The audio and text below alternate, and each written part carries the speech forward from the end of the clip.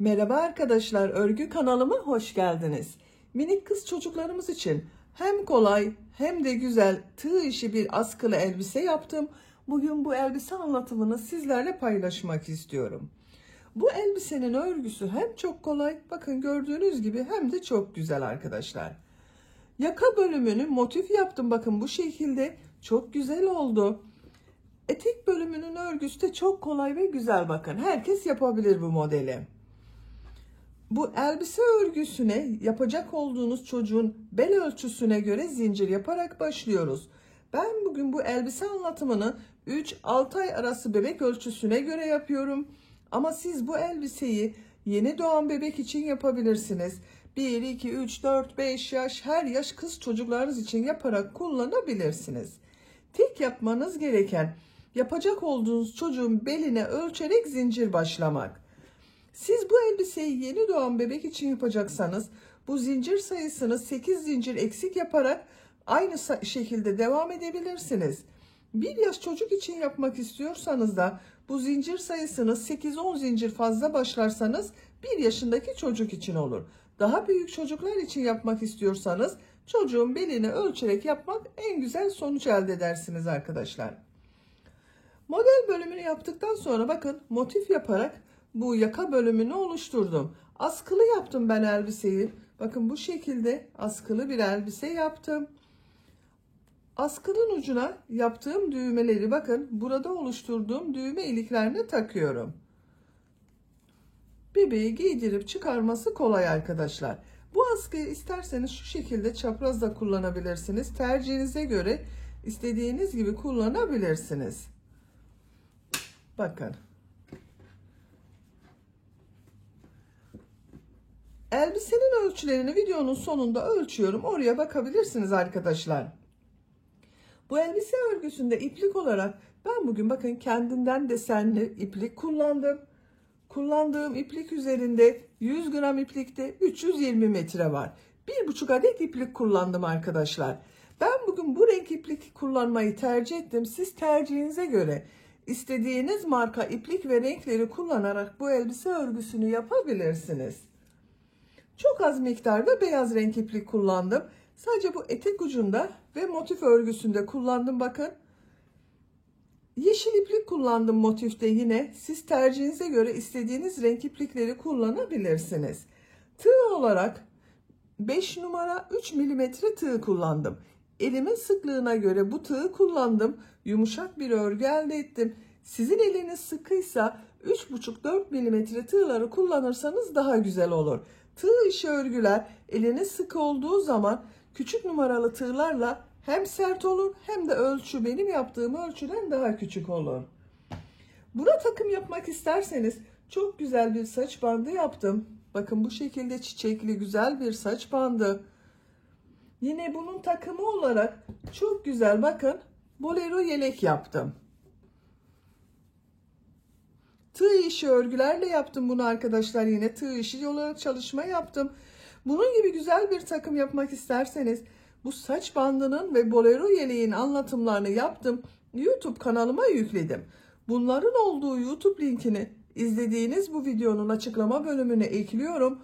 O linkler üzerine tıklarsanız siz de bunlardan yaparak güzel bir takım oluşturabilirsiniz. Biz bugün bu kolay ve güzel elbise örgüsünü yapacağız. İplik ve tığ hazırlayalım. Hep birlikte bu güzel elbise örgüsüne başlayalım. Örgü kanalıma abone değilseniz abone olmayı unutmayın lütfen. Örgü kanalıma abone olmak ücretsiz.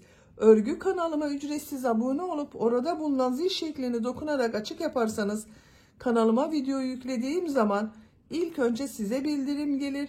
Örgülerimden herkesten önce sizin haberiniz olur. İzlediğiniz videolarıma beğeni ve yorumlarınızı yaparsanız çok sevinirim. Videolarıma beğeni yaptığınızda yanında Hype gönder bölümü görünecektir. Hype göndere tıklayıp puan gönderirseniz çok sevinirim. Sizlerden gelen bu puanlar örgü kanalımın devamlılığı için çok önemli. Şimdiden hepinize çok teşekkür ederim. Kolay gelsin. İyi çalışmalar. Örgüye zincir yaparak başlıyorum. İlk ilmeği bu şekilde yapıyorum. Size nasıl kolay gelirse ilk ilmeği öyle yapabilirsiniz.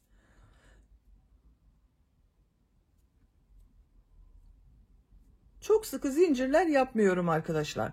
88 zincir yapalım. 88 zinciri yaptım. Bakın çok sıkı zincirler yapmadım arkadaşlar. 88 zincirin kaç santimetre olduğunu ölçüyorum.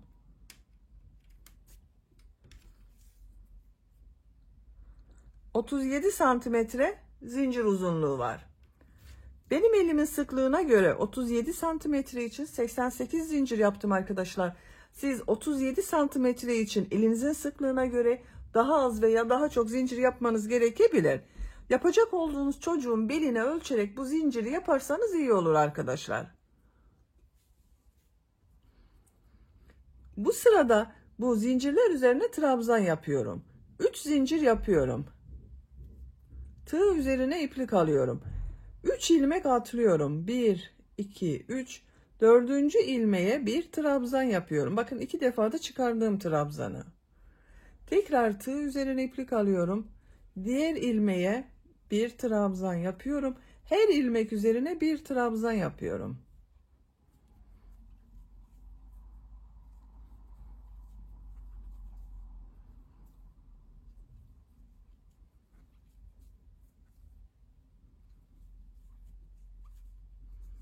Bakın bu şekilde görünüyor arkadaşlar. Sıra sonuna kadar trabzanları yapalım. Zincirler üzerine trabzanları yaptım. Bakın bu şekilde bir sıra trabzan elde ettim arkadaşlar. Bu bir sıra üzerinde 88 trabzan var. Bu 3 ilmek atladığımla birlikte 88 trabzan var. Şimdi bunu birleştiriyorum. Bakın şu şekilde düzgün gelmesine dikkat ediyorum. Burada 3 ilmek atlayarak yaptım. Bakın bu ilmeğe tığ takıyorum. İplik aldım. İçinden çektim. Görüntüsü bu şekilde oldu. 2 zincir yapıyorum. Tığ üzerine iplik alıyorum. Bu sırada bu yaptığım trabzanları bir düz bir ters boşluktan alarak trabzan yapıyorum. Şu şekilde bakın tığ boşluğa takıyorum. Trabzan boşluğuna trabzan yapıyorum. Tekrar tığ üzerine iplik alıyorum. Bakın bu trabzanı ters taraftan yine trabzan boşluğuna tığ takıyorum. Trabzan yapıyorum. Düz taraftan boşluktan alıyorum. Trabzan yapıyorum. Ters taraftan boşluktan alıyorum. Trabzan yapıyorum. Düz taraftan boşluktan alıyorum. Trabzan yapıyorum. Ters taraftan boşluktan alıyorum. Trabzan yapıyorum.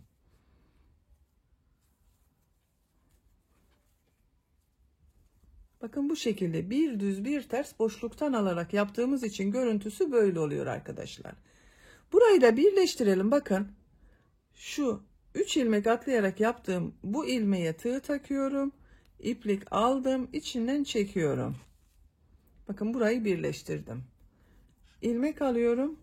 Sıkı çekiyorum bakın buraya. Sıra sonuna kadar bir düz bir ters boşluktan alıp trabzan yapalım. Sıra sonuna kadar trabzanları bir düz bir ters boşluktan aldım, trabzan yaptım. Son trabzanı bakın düz taraftan boşluktan aldım, trabzan yaptım.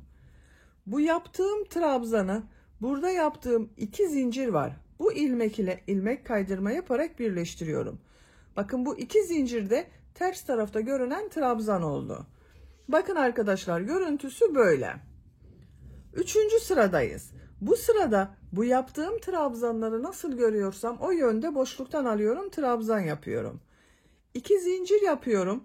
Tığ üzerine iplik alıyorum. Düz görüyorum. Düz taraftan boşluktan alıyorum, trabzan yapıyorum. Bakın ters tarafta görüyorum. Ters taraftan boşluktan alıyorum, trabzan yapıyorum. Düz tarafta görüyorum. Düz taraftan boşluktan alıyorum, trabzan yapıyorum. Ters tarafta görüyorum. Ters taraftan boşluktan alıyorum, trabzan yapıyorum.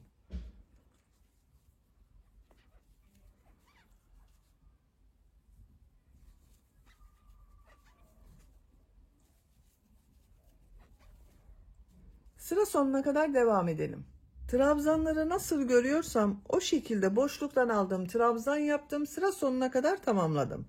İlmek kaydırma yaparak birleştirdim. 1, 2, 3 sıra oldu arkadaşlar. Üst sıranın kaç santimetre olduğunu ölçüyorum. 2 santimetre genişlik var. Bu genişlik benim yapacağım ölçü için yeterli. Tercihinize göre siz 1 veya 2 sıra devam edebilirsiniz. 4. sıradayız. Bu sırada model yerleştirmeye başlıyorum. 3 zincir yapıyorum. Çok sıkı yapmıyorum bakın zinciri. Tığ üzerine iplik alıyorum. Aynı ilmek içine üçlü trabzan yapıyorum. Bakın 3 defa da çıkarıyorum. 1, 2, 3. Tığ üzerine iplik alıyorum. Bir ilmek atlıyorum. İkinci ilmeğe 2 üçlü trabzan, 2 zincir, 2 üçlü trabzan yapıyorum.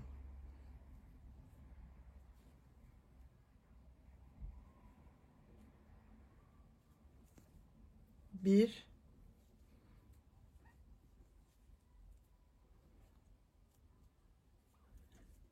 2. 2 zincir yapıyorum. 2 üçlü trabzan daha yapıyorum aynı ilmek içine.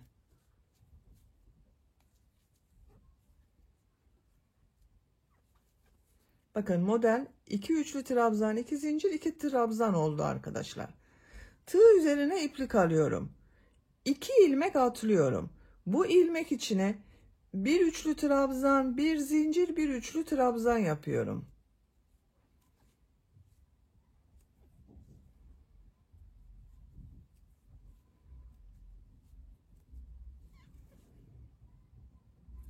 Tığ üzerine iplik alıyorum. Bir ilmek atlıyorum. İkinci ilmeğe 2 üçlü trabzan, 2 zincir, 2 üçlü trabzan yapıyorum.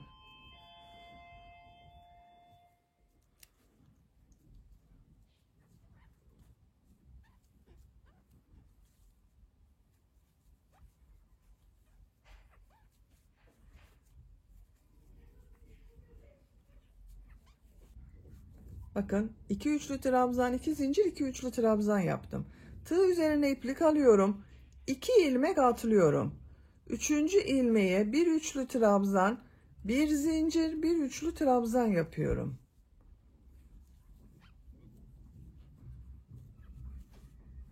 Tığ üzerine iplik alıyorum. Bir ilmek atlıyorum. 2 üçlü trabzan, 2 zincir, 2 üçlü trabzan yapıyorum.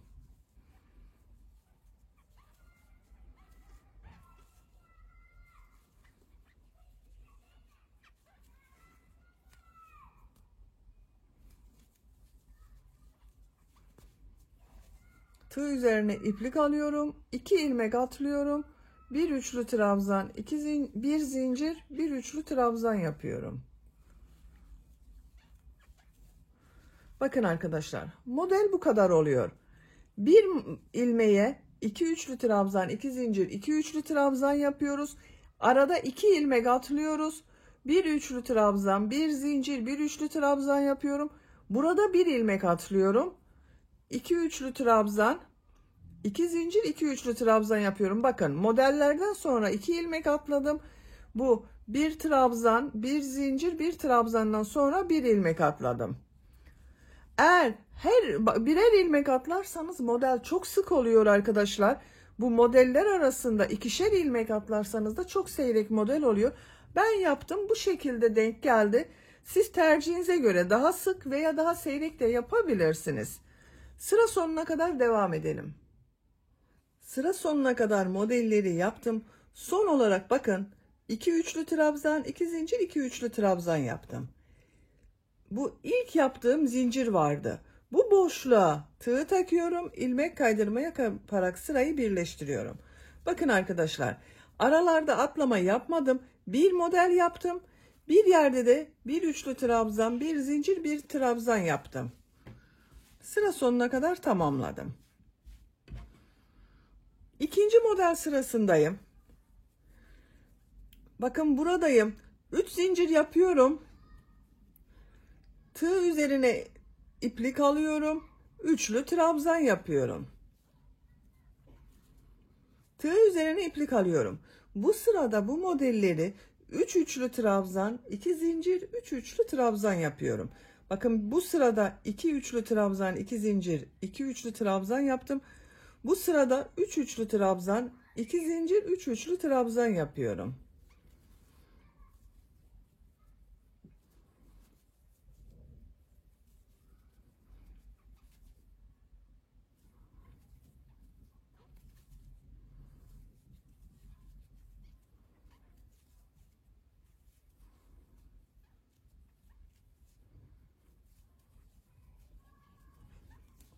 Üç üçlü trabzan, 2 zincir, 3 üçlü trabzan yaptım.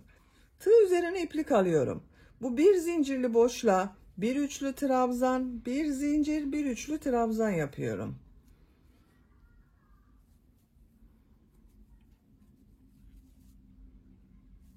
Tığ üzerine iplik alıyorum.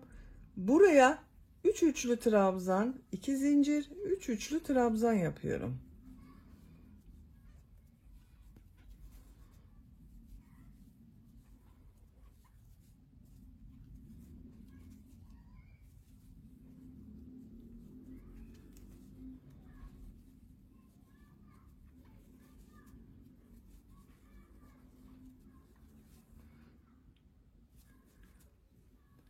Bu bir zincirli boşluğa bir üçlü trabzan, bir zincir, bir üçlü trabzan yapıyorum.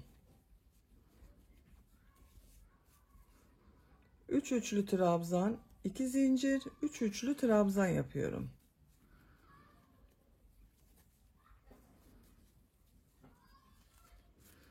Bakın arkadaşlar, bu şekilde. Sıra sonuna kadar devam edelim. Modelleri sıra sonuna kadar yaptım. Son yaptığım modeli sıra başında yaptığım bu 3 zincir ile ilmek kaydırma yaparak birleştiriyorum. Bakın arkadaşlar. Modellerin görüntüsü böyle oldu. 3 üçlü trabzan, 2 zincir, 3 üçlü trabzan yaptım. 1 üçlü trabzan, 1 zincir, 1 üçlü trabzan yaptım. Örgü bu şekilde devam edecek artık. 3 zincir yapıyorum. 1 üçlü trabzan yapıyorum. Diğer model ortasına 3 üçlü trabzan, 2 zincir, 3 üçlü trabzan yapıyorum.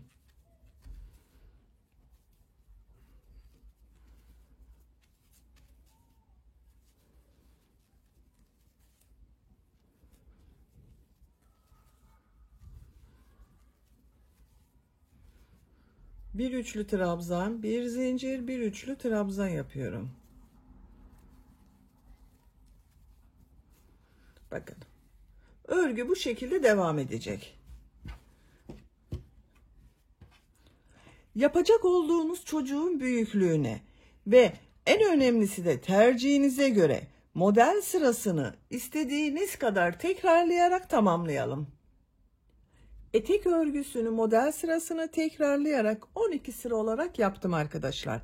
1, 2, 3, 4, 5, 6, 7, 8, 9, 10, 11, 12. 13. sıradayım. 13. sırada farklı bir model yapacağız. Bakın en son ilmek kaydırma yaparak bitirdim. Burada ipliği kestim. Santimetre olarak ölçüyorum. 21 santimetre yükseklik var. Benim yapacağım ölçü için bu yeterli. Biraz siz uzun olsun istiyorsanız bir veya iki model sırası o örgüye devam edebilirsiniz. Etek model sırasını istediğiniz kadar tekrarlayabilirsiniz arkadaşlar. Beyaz renkli iplik ile ucunda farklı bir model yapıyorum. En son bakın bu ilmekten iplik bağlıyorum. Buradan bir ilmek yapıyorum. Bir zincir yapıyorum. Sık iğne yapıyorum. Bir zincir yapıyorum. Tığ üzerine iplik alıyorum. Bu model ortasında bakın 2 zincir üzerine bir trabzan yapıyorum. Pıtırcıklı model yapıyorum. 2 zincir yaptığım bu trabzanı boşluğa tığ takıyorum. Bakın pıtırcık yaptım. Tekrar tığ üzerine iplik alıyorum. Trabzan yapıyorum. Pıtırcık modeli yapıyorum. 7 tane bu pıtırcıktan yapıyoruz arkadaşlar.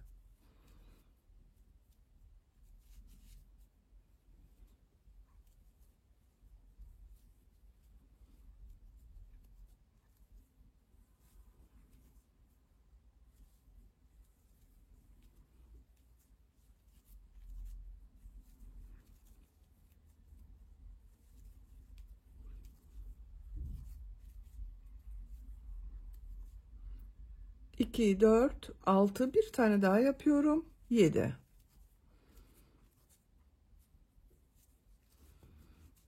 Bir, 2, 3, 4, 5, 6, 7 pıtırcık modeli yaptım. Bir zincir yapıyorum. Bakın bu bir üçlü trabzan, bir zincir, bir üçlü trabzan yaptım. Bu boşluğa sık iğne yapıyorum. Bir zincir yapıyorum. Bir trabzan yapıyorum. Burada yaptığım gibi 7 pıtırcıklı model yapıyorum.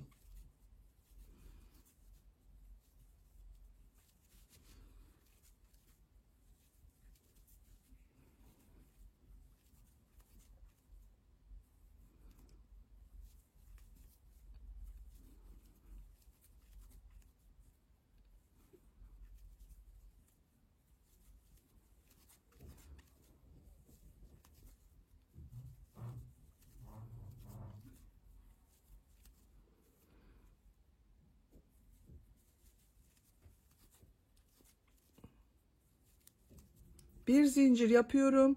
Sık iğne yapıyorum. Bir zincir yapıyorum. Diğer modele, pıtırcık modele başlıyorum. Bakın görüntüsü böyle oluyor. Sıra sonuna kadar devam edelim. Sıra sonuna kadar modelleri yaptım. Bir zincir yapıyorum. İlk yaptığım bu ilmek ile ilmek kaydırma yaparak sırayı birleştiriyorum. İpliği kesiyorum.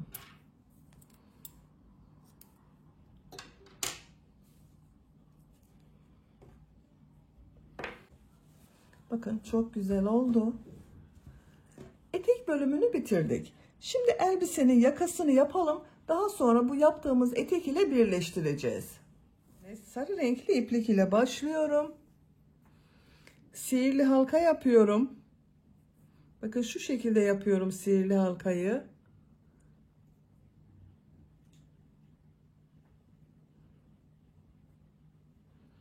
Parmağımdan çıkardım. Bir zincir yaptım, sağlamlaştırdım. 3 zincir yapıyorum. Tığ üzerine iplik alıyorum. Sihirli halka içine trabzan yapıyorum. Bir zincir yapıyorum, trabzan yapıyorum. Bir zincir yapıyorum, trabzan yapıyorum. 11 trabzan yapacağız. Bu sıra başında yaptığım 3 zincirde bir trabzan, bununla 12 olacak.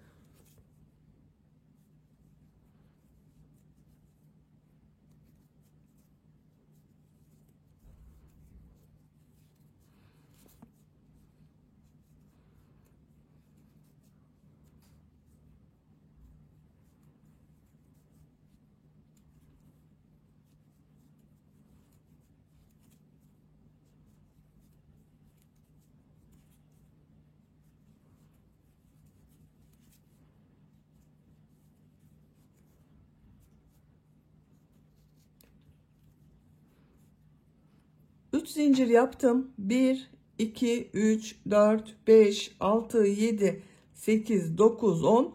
11 trabzan yaptım. Arada bir zincir yaptım. Sıra başında yaptığım 3 zincirle birlikte 12 trabzan oldu. Bir zincir yapıyorum.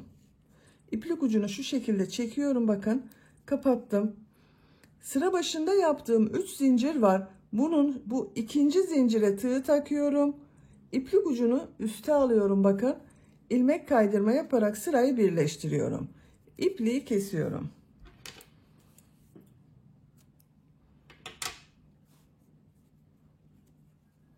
Bakın 12 trabzan oldu arkadaşlar.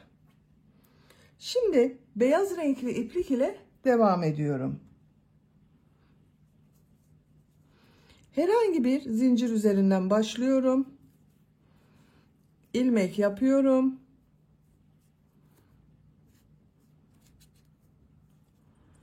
Üç zincir yapıyorum.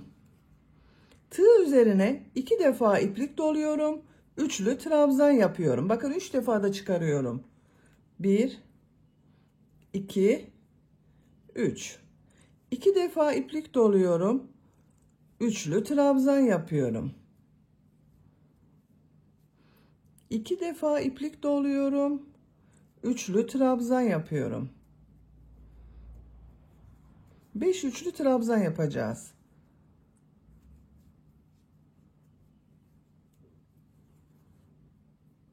Bakın sıra başında yaptığım 3 zincirle birlikte 1, 2, 3, 4, 5 trabzan oldu. Tığı çıkarıyorum. Sıra başında yaptığım 3 zincirin 3. zincire tığ takıyorum. İlmeğe tığ taktım, içinden çekiyorum. 2 zincir yapıyorum. Tığ üzerine 2 defa iplik doluyorum.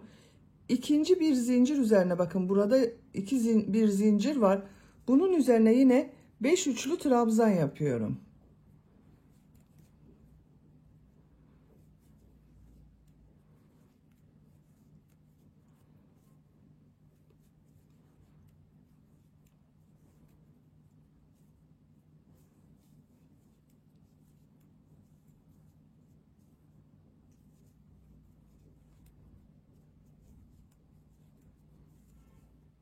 Beş üçlü trabzan yaptım. Tığ çıkarıyorum. İlk yaptığım trabzan üzerine tığ takıyorum. İlmeği içinden çekiyorum. 2 zincir yapıyorum. Tekrar tığ üzerine 2 defa iplik doluyorum. Bu bir zincir üzerine 5 üçlü trabzan yapıyorum.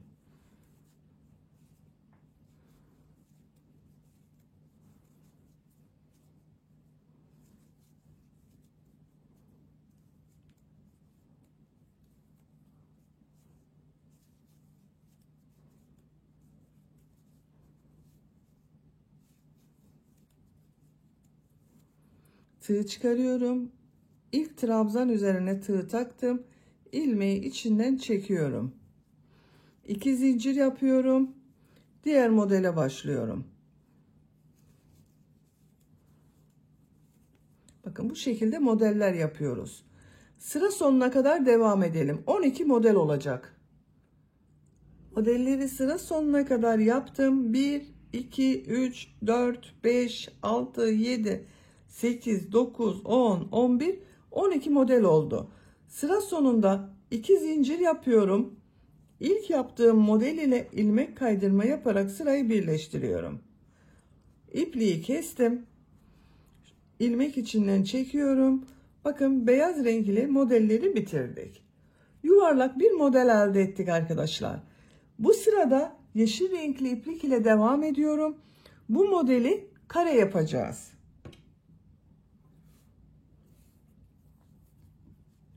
Herhangi bir 2 zincirli boşluktan başlıyorum. Buradan ilmek yapıyorum.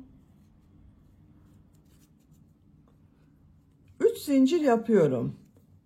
Tığ üzerine iplik alıyorum. 3 defa da çıkarıyorum bakın. 1, 2, 3. Tığ üzerine bir defa iplik doluyorum. 3 defa da çıkarıyorum.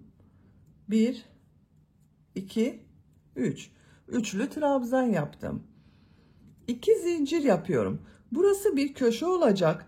Bu köşenin yarısında sıra sonunda devamı olarak yapacağız. Tığ üzerine iplik alıyorum. Trabzan yapıyorum. 2 defa da çıkarıyorum bakın bunu. 2 zincir yapıyorum. Bakın bu 2 zincirli boşluğa trabzan yapıyorum. 2 zincir yapıyorum.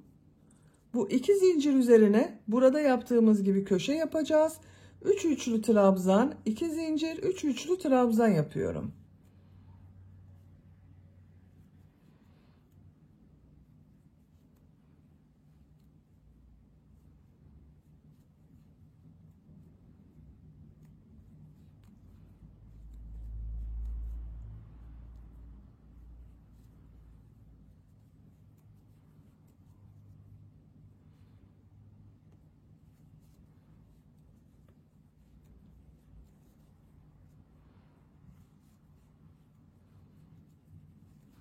Üç üçlü trabzan, 2 zincir, 3 üçlü trabzan yaptım.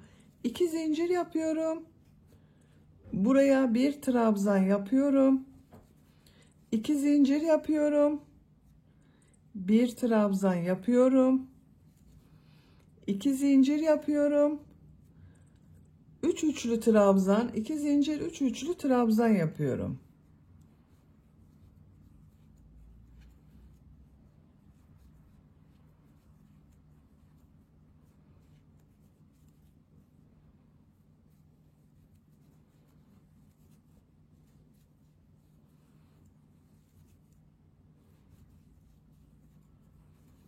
Bakın üçüncü köşeyi de yaptım. Köşeler daha belirgin olsun diye köşelerde 3 üçlü trabzan, 2 zincir, 3 üçlü trabzan yapıyorum.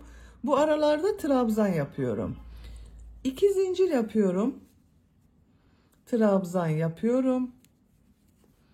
2 zincir yapıyorum. Trabzan yapıyorum. 2 zincir yapıyorum. 3 üçlü trabzan, 2 zincir, 3 üçlü trabzan yapıyorum.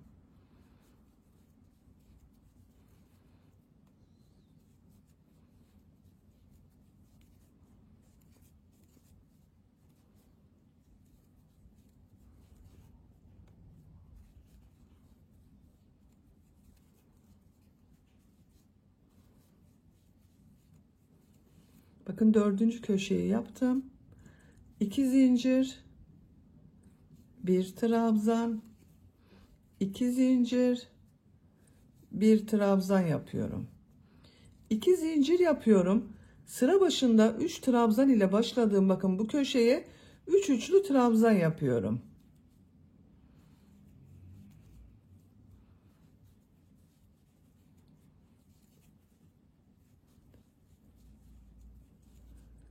Tığ üzerine iplik alıyorum. Burada yaptığım 3 zincirin bakın 3. zincire tığ takıyorum. İplik aldım. Bir defa da çekiyorum. Bakın 2 zincir oldu burası da arkadaşlar. 4 köşeyi oluşturduk. Bakın artık kare motif oldu. Yeşil renkli ipliği kesiyorum.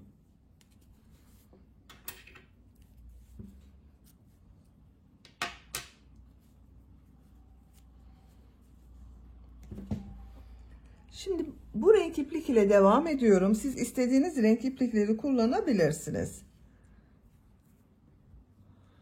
Herhangi bir köşeden başlıyorum yine. Bakın bu köşeden bir ilmek yapıyorum. 2 zincir yapıyorum. Tığ üzerine iplik alıyorum. Bu köşelerde 2 trabzan, 2 zincir, 2 trabzan yapacağız. İlmekler üzerine de trabzan yapacağız. 1 trabzan yapıyorum. Bu 2 zincirde 1 trabzan. Tığ üzerine iplik alıyorum. Burada 3 trabzan var. 3 ilmek üzerine trabzan yapıyorum.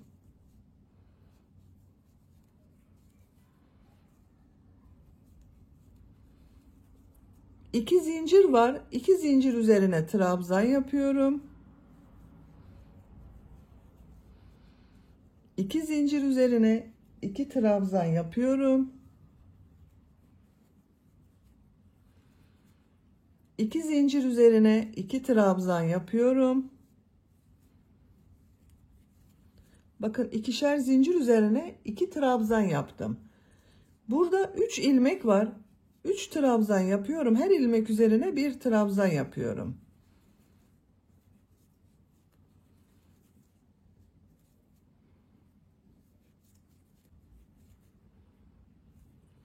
Köşeye geldim. Bakın buraya 2 trabzan, 2 zincir, 2 trabzan yapıyorum.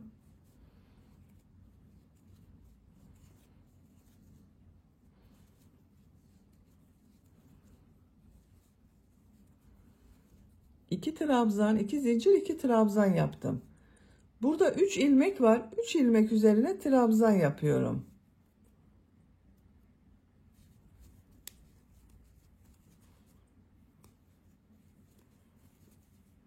İki zincir üzerine 2 trabzan yapıyorum.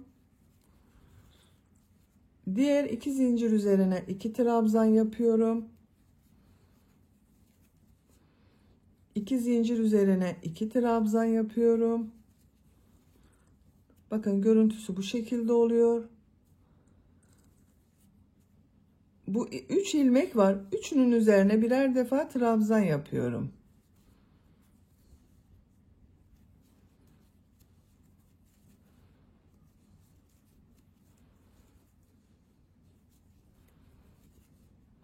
Köşeye 2 trabzan, 2 zincir, 2 trabzan yapıyorum. İlmekler üzerine trabzan yapıyorum. Bakın bu köşeye de 2 trabzan, 2 zincir, 2 trabzan yapalım. Burada yaptığımız gibi sıra sonuna kadar devam edelim. Sıra sonuna kadar trabzan yaptım. Bu köşede bakın yine 2 trabzan, 2 zincir, 2 trabzan yaptım. Bu köşeye 2 trabzan yapıyorum.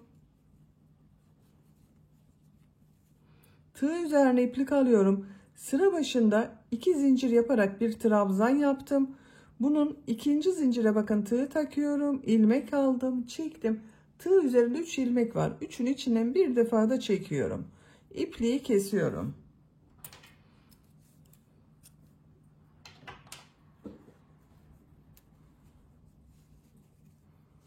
Bakın. Bu şekilde oldu. Şimdi beyaz renkli iplik ile devam ediyorum. Herhangi bir köşeden başlayabilirsiniz. Bakın şu şekilde ilmek yapıyorum. Tığ üzerine iplik alıyorum. Bu köşeye bir trabzan yapıyorum. İlmekler üzerine birer defa trabzan yapıyorum.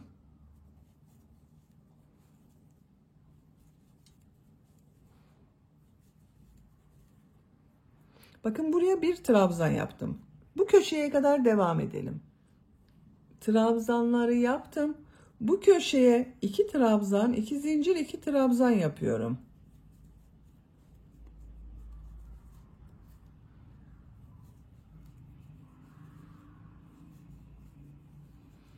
İlmekler üzerine birer defa trabzan yapıyorum.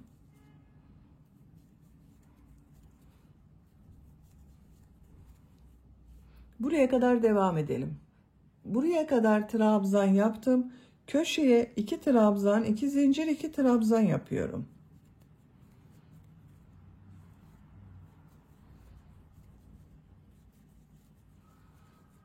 İlmeklere birer defa trabzan yapıyorum.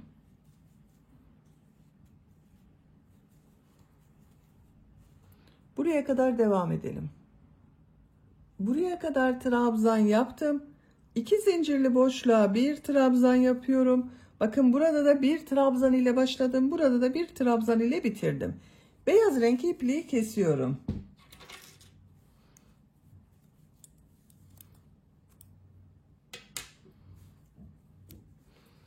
Siz bu yaka örgüsünü daha büyük çocuk için yapmak istiyorsanız bu beyaz sırayı da burada yaptığımız gibi devam edip sonraki sırada bu yarım bırakabilirsiniz arkadaşlar. Burası bel örgüsüne gelecek. Onun için burada bitirdim ben. Ben çok büyük yapmıyorum bu yakayı bugün. Küçük bir çocuk için yapıyorum. Bu yükseklik benim için yeterli. Şimdi diğer renk iplik ile başlıyorum. Bakın burada bir trabzan yaptığım ilmekten ilmek yapıyorum. Sağlamlaştırdım. 2 zincir yapıyorum. İlmekler üzerine birer defa trabzan yapıyorum. Her ilmek üzerine bir trabzan yapıyorum.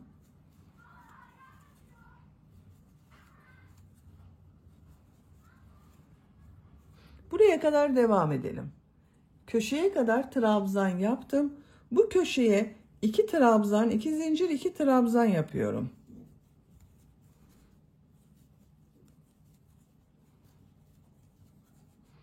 İlmeklere birer defa trabzan yapıyorum. Buraya kadar devam edelim. Bu köşeye 2 trabzan, 2 zincir, 2 trabzan yapalım. İlmeklere trabzan yapalım. Buraya kadar tamamlayalım. Sıra sonuna kadar tamamladım. Bu köşede de yine 2 trabzan, 2 zincir, 2 trabzan yaptım. Diğer ilmeklere birer defa trabzan yaptım. Dikdörtgen bir yaka yapıyoruz bakın. 2 zincir yapıyorum. Örgüyü çeviriyorum. Bu ilk trabzanı boşluktan alıyorum, trabzan yapıyorum. İkinci trabzanı bakın ters taraftan boşluktan alıyorum, trabzan yapıyorum. Bir düz bir ters boşluktan alarak trabzan yapıyoruz.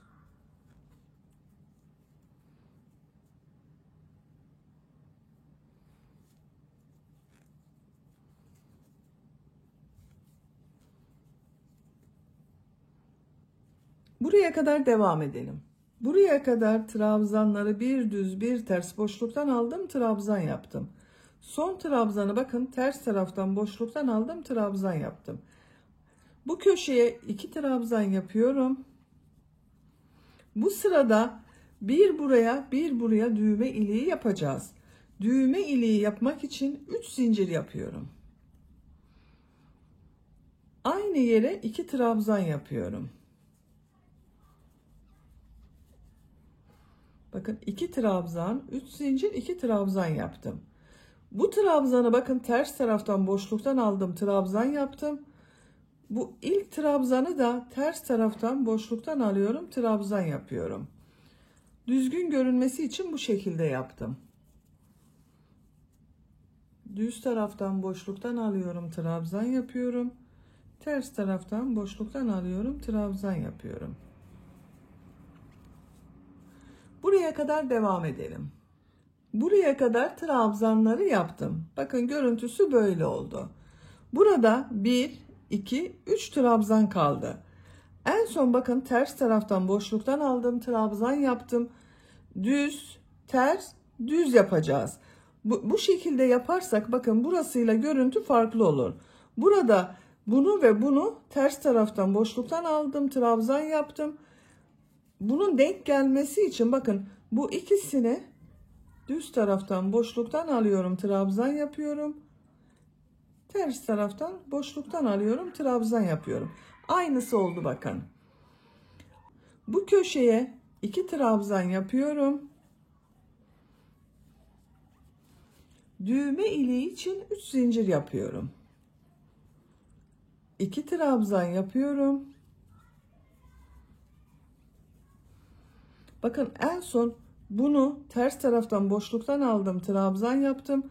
Bu trabzanda ters taraftan boşluktan alıyorum, trabzan yapıyorum. Düz taraftan boşluktan alıyorum, trabzan yapıyorum. Ters taraftan boşluktan alıyorum, trabzan yapıyorum.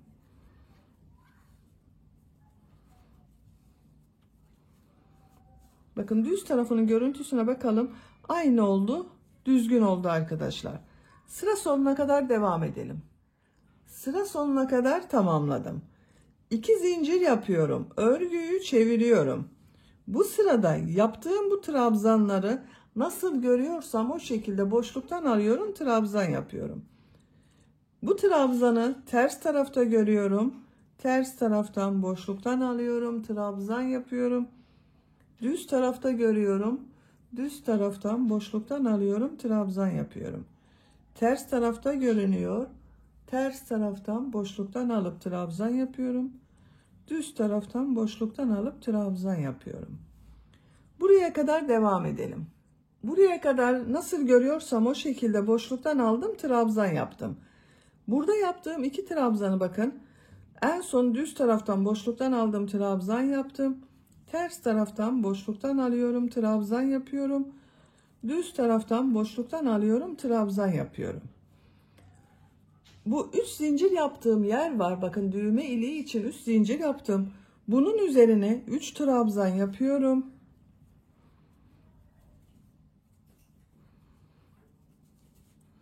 Bu trabzanı düz taraftan boşluktan alıyorum, trabzan yapıyorum. Ters taraftan boşluktan alıyorum, trabzan yapıyorum. Nasıl görüyorsam o şekilde boşluktan alarak trabzan yapıyorum. Bakın düğme iliğinin yeri belirgin oldu. Buraya kadar devam edelim. Diğer köşeye kadar bakın nasıl görüyorsam o şekilde boşluktan aldım, trabzan yaptım. Ters taraftan boşluktan alıyorum, trabzan yapıyorum. Düz taraftan boşluktan alıyorum, trabzan yapıyorum. Bu düğme iliği yaptığım 3 zincir üzerine 3 trabzan yapıyorum.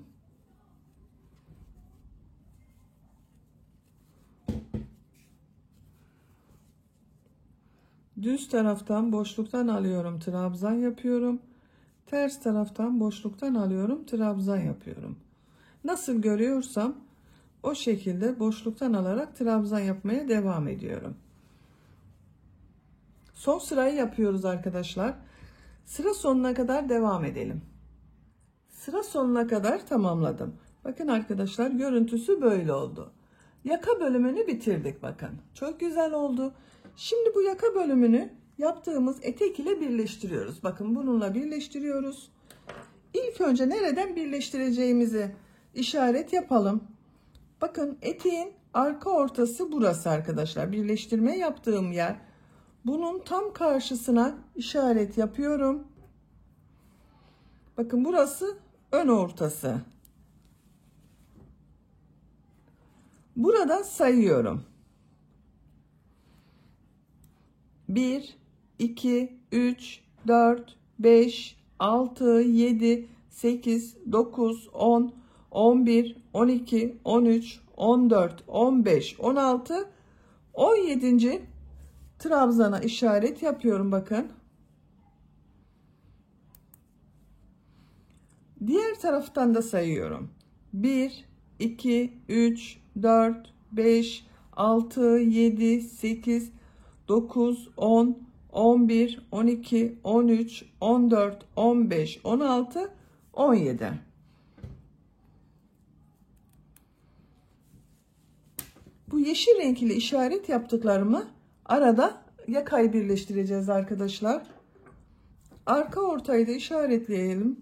Bakın bu birleştirme yaptım. Arka orta.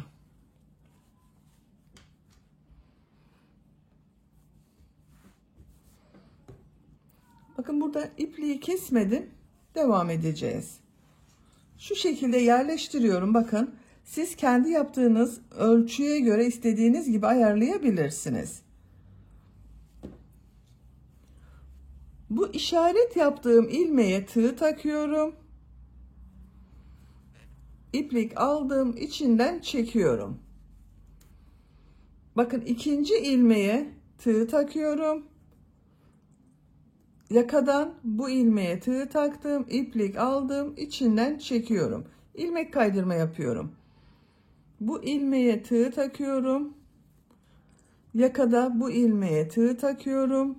İlmek aldım, ilmek kaydırma yapıyorum. İlmek atlamıyorum bakın etek bölümünde.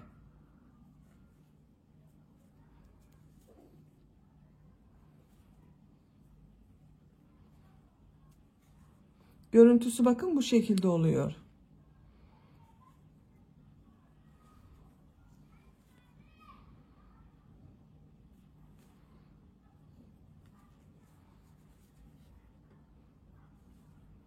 Bakın ilmeklerden karşıdan da ilmek alıyorum.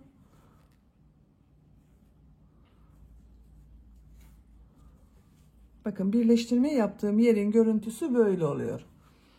Yakanın sonuna kadar bakın burada bitecek arkadaşlar. Bu işaret yaptığım yere kadar birleştirme işlemini ilmek kaydırma yaparak yapalım. Yakanın sonuna kadar etek ile yaka bölümünü birleştirdim.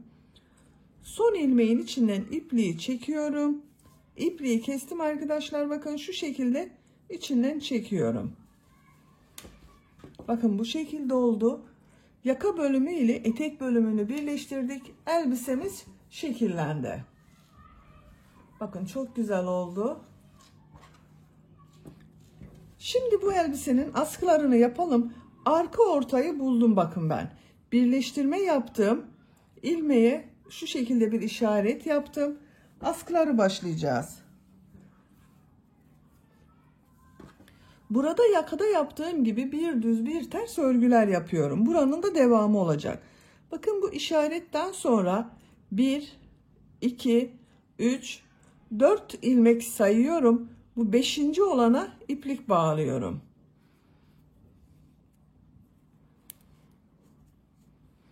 Bu trabzandan bakın düz tarafta görünen trabzan boşluktan alıyorum. Trabzan yapıyorum.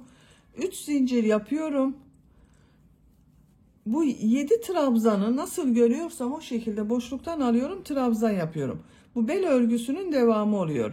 Ters tarafta görünüyor. Ters taraftan boşluktan alıyorum. Trabzan yapıyorum. Düz tarafta görünüyor. Düz taraftan boşluktan alıyorum. Trabzan yapıyorum. Ters taraftan.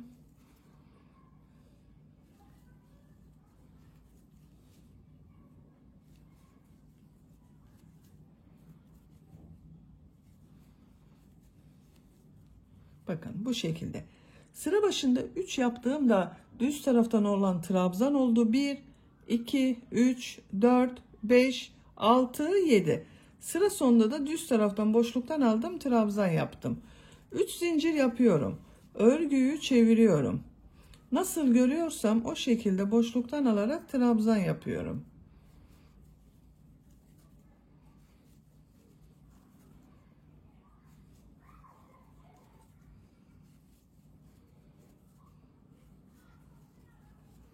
Üç zincir yapıyorum. Örgüyü çeviriyorum. Nasıl görüyorsam o şekilde boşluktan alıyorum, trabzan yapıyorum.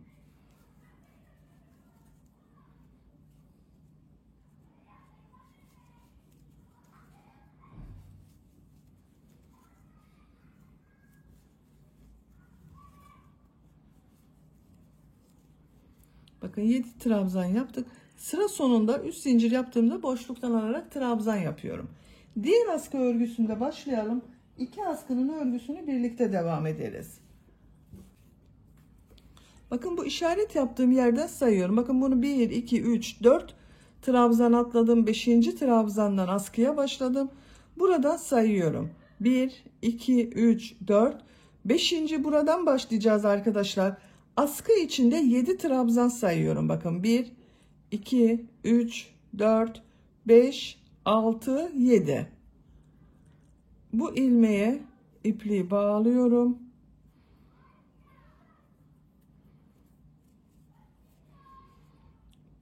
Bu trabzandan bakın boşluktan alıyorum. İlmek yaptım. 3 zincir yapıyorum.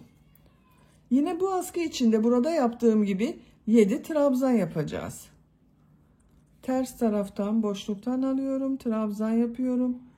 Düz taraftan boşluktan alıyorum, trabzan yapıyorum. Ters taraftan boşluktan alıyorum, trabzan yapıyorum.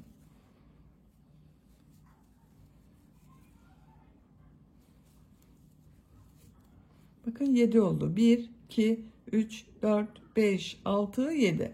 Burada 1, 2, 3, 4 trabzan boş kaldı. 3 zincir yapıyorum. Örgüyü çeviriyorum. Nasıl görüyorsam o şekilde boşluktan alarak trabzan yapıyorum.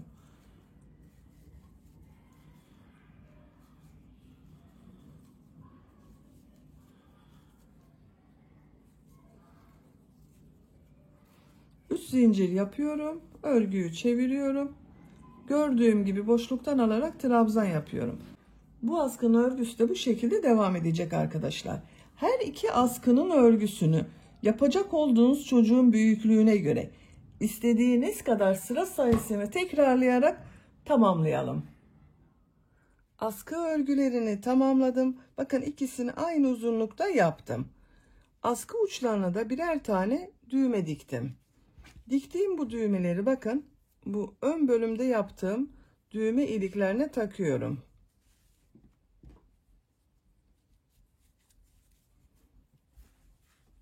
Bakın arkadaşlar çok güzel oldu. Böylece elbisenin örgüsünü de bitirmiş olduk. Kaç sıra askı yaptığımda sayıyorum. 2, 4, 6, 8, 10, 12, 14, 16, 18, 20, 22, 24, 26, 28, 30, 32 sıra askı yaptım. Santimetre olarak ölçüyorum.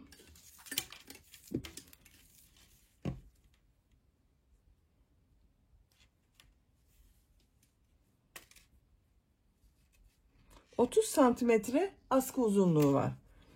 Benim yapacağım ölçü için bu yeterli. Bakın bu yükseklikte oldu. Ben bugün 3-6 ay arası bir bebek için yaptım bu elbiseyi. Bu yükseklik benim yapacağım ölçü için yeterli. Siz yapacak olduğunuz çocuğa elbiseyi giydirin. Omuzlarından askıyı geçirin. Ona göre ayarlama yapabilirsiniz. Çok güzel oldu arkadaşlar. Bakın elbisemizin örgüsü. Bu askıyı çapraz da takabilirsiniz. Bakın şu şekilde.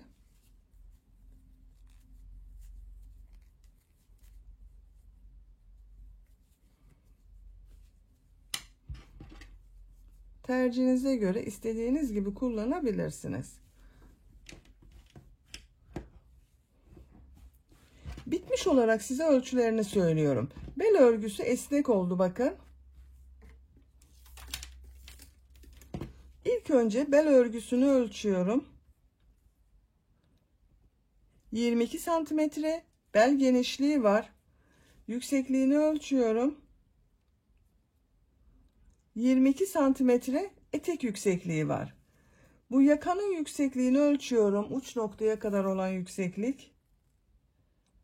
33 santimetre tam yükseklik var arkadaşlar. Benim yapacağım ölçü için bu elbise yeterli. Beni dinlediğiniz ve izlediğiniz için hepinize çok teşekkür ederim. Örgü kanalıma abone değilseniz abone olmayı unutmayın lütfen. Örgü kanalıma abone olmak ücretsiz. Örgü kanalıma ücretsiz abone olup orada bulunan zil şeklini dokunarak açık yaparsanız kanalıma video yüklediğim zaman ilk önce size bildirim gelir. Örgülerimden herkesten önce sizin haberiniz olur. İzlediğiniz videolarıma beğeni ve yorumlarınızı yaparsanız çok sevinirim arkadaşlar. Sizlerle yeni örgülerde görüşmek dileğiyle. Hoşça kalın, sevgiyle kalın.